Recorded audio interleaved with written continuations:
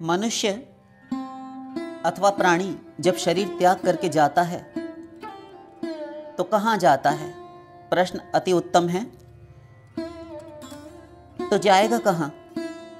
जब तक मुक्ति मोक्ष लाभ नहीं हुआ तब तक तो इसी ब्रह्मांड में, माया रचित ब्रह्मांड, इस माया के वशवर्ती ब्रह्मांड में ही किसी न किसी लोक में रहेगा अथवा इसके अवान्तर लोकों में रहेगा। किंतु कहाँ जाता है, इस पर थोड़ी सी समालोचना कर लेते हैं। देखिए, शरीर कितने प्रकार के होते हैं जिन्हें प्राणी त्यागता है, क्योंकि पूछा यही गया है कि जब शरीर का त्याग करता है, देह का त्याग करता है, तब जीवात्मा कहाँ जाता है। तो समझ लेते हैं। तो शरीर कितने प्रकार के होते हैं ये भी जानना पड़ेगा। कौन से शरीर का त्याग किया? अभी सारे शरीरों का त्याग हुआ कहाँ? सारे किसे आपका क्या तात्पर्य है? अभिप्राय ये है कि एक शरीर जो सारे संसार को, उसके बंधु बांधवों, परिजनों को, सांसारिक लोगों को दिख रहा है, जिसका कि अंत्येष्टि क्रिया इत्यादि करते हैं, जिसके समीप बैठकर लोग रुदन करते हैं, रोते हैं, विलाप करते हैं, वह है पांच भौतिक शरीर। उसी का त्याग उस जीवात्मा ने किया, किंतु अभी उसके साथ दो शरीर और शेष हैं।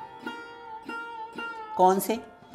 एक सूक्ष्म शरीर, एक कारण शरीर, और जिसका त्याग किया वह था पांच भौतिक स्थूल शरीर, जिसे आप स्पर्श कर सकते हैं, अनुभव कर सकते हैं, जिसके साथ आप आज तक रहे, आप जिसे देखते रहे, जिसे आप देखते हैं कि पतला है, सूखा है, लंबा है, मोटा है, ठिगना है, स्थूलकाय है या टिपटॉप है, इस प्रकार आप देखते हैं।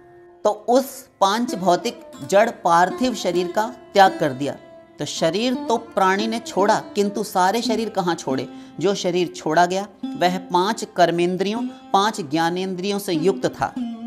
स्थूल जड़ शरीर था, पार्थिव शरीर, जिसके मरने पर आप कहते हैं मिट्टी है, उनकी मिट्टी में जाना है हमको, उनका देहांत हो गया। तो अभी तो वही छोड़ा है, अभी दो शरीर और बचे हैं, सूक्ष्म शरीर और कारण शरीर। स्थूल शरीर, एक एक पॉइंट पर ध्यान दीजिए। स्थूल शरीर हाड़ मांस इत्यादि से बना हुआ होता है। पृथ्वी, जल, तेज अर्थात अग्नि, वायु और आकाश, इनसे निर्मित होता है। सूक्ष्म शरीर में 18 तत्व होते हैं। सूक्ष्म शरीर में 18 तत्व होते हैं। 5 ज्ञानेंद्रियां, 5 कर्मेंद्रियां, 5 प्राण यानी प्राण, अपान, समान, उदान और व्यान, एक मन, एक बुद्धि, एक अहंकार, और जीवात्मा तो है ही। इतने को लेकर शरीर छोड़ता है।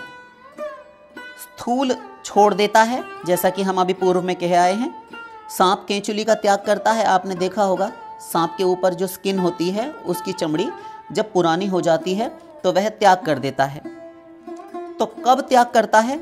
जब नीचे की स्किन, उसकी नीचे की त्वचा, वो जो चमड़ी है, वो आ जाती है एक नई, और तब वह पुरानी वाली को छोड़ता है।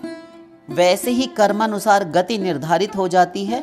इस जीवित शरीर में जो पांच भौतिक शरीर था, उसके छोड़ने से पहले जीवित अवस्था में अपने जीवन पर्यंत जो जो कर्म उसने अच्छे, बुरे, मिश्रित, शुभाशुभ कर्म किए थे, उन कर्मों के आधार पर उसकी गति, उसकी योनि निर्धारित हो जाती है कि इन कर्मों के फल स्वरूप परिणामतः इसको ये गति मिलनी है, ऐसा शरीर, ऐसा लोक मिलना है।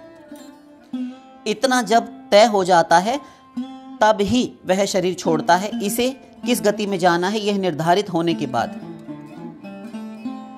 वेद कहता है, सा यदा अस्मात् शरीरात् उत्क्रामति सहैवैतैः सर्वैरुत्क्रामति। कौशीतकी उपनिषद 3 अध्याय का 4था मंत्र। तो देखिए, वेद में चलते हैं। पुण्येन पुण्यलोकम नयति पापेन पापम उभाभ्यामेव मर्त्यलोकम या मनुष्यलोकम। पुण्य से पुण्यलोक प्राप्त होते हैं, स्वर्गलोक इत्यादि, और पाप से पाप लोकों की प्राप्ति होती है, जैसे नरक आदि। और उभाभ्यामेव, जो मिश्रित कर्म किए, राजसिक कर्म किए, तो मनुष्य लोक, ये पृथ्वी लोक में आ जाता है, वेद कहता है।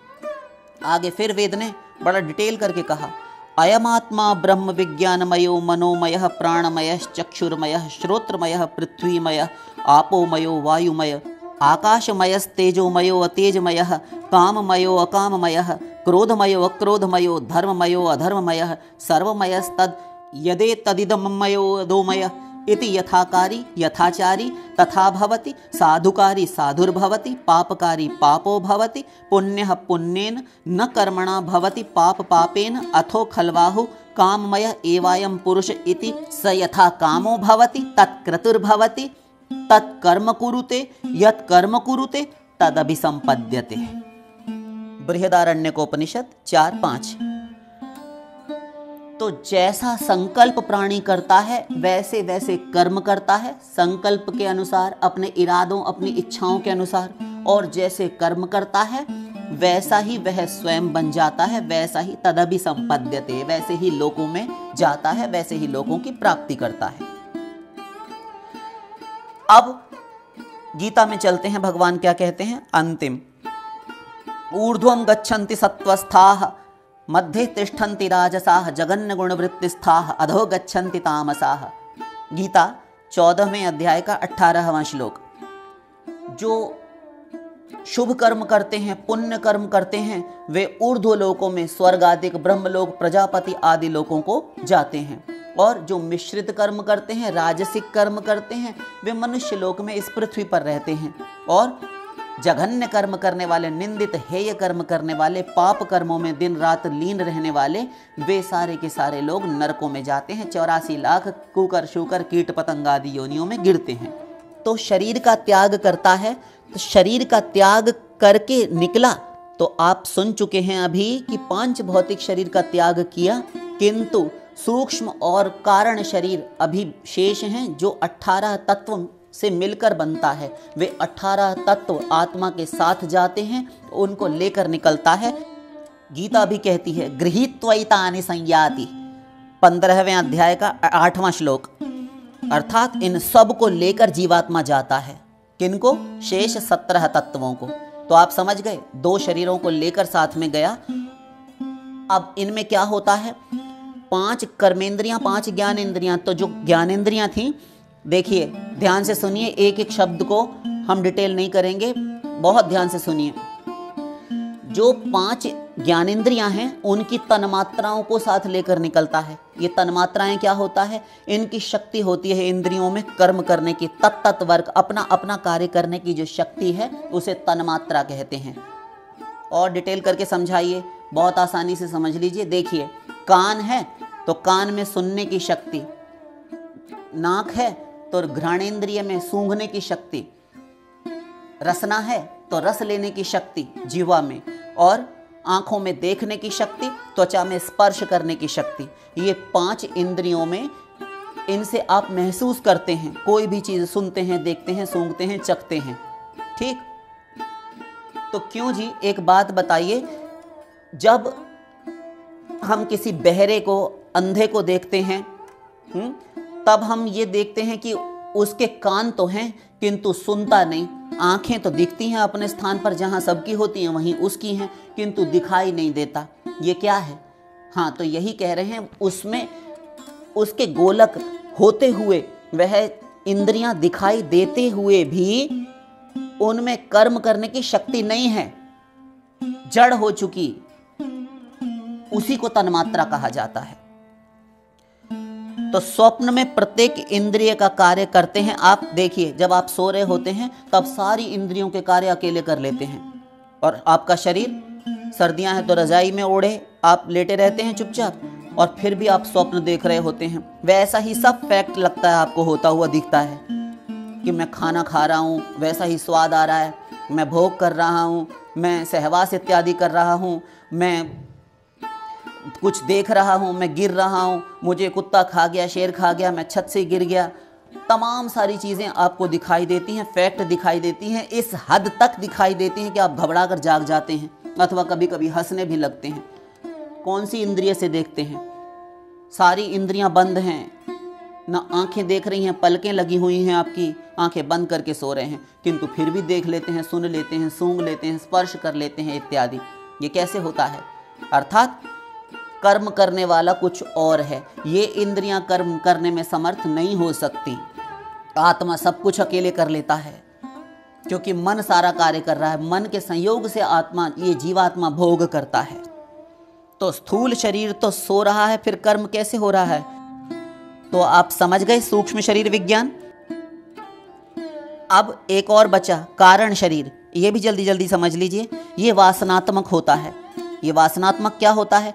इच्छाएं, कामनाएं, मटेरियलिस्टिक डिजायर्स, ये भौतिक संसार के भोगों की कामनाएं जो प्रत्येक प्राणी में अनंत अनंत हैं। ये भी पालूं, वो भी कर लूं, वो भी उपलब्धि मिल जाए, ये भी हो जाए, मान हो जाए, सम्मान हो जाए, प्रॉपर्टी हो जाए, धन हो जाए, बेटा हो जाए। अनंत वासनाओं का संसार है जो इसने मन में गढ़ रखा है। कुछ तृप्त है, कुछ पूर्ति हुई, कुछ नहीं हुई, कुछ होना शेष है, कुछ नहीं हो सकती, असंभव है, किंतु सोचता रहता है। बस इन्हीं से मिलकर यह कारण शरीर बनता है, कामनाओं का शरीर होता है ये। तो सूक्ष्म शरीर के साथ साथ ये तीसरा शरीर, ये दो शरीर होते हैं, सूक्ष्म और कारण भी रहता है। जीवात्मा शरीर से निकलता है, स्थूल शरीर से, जिसे मरना कहते हैं।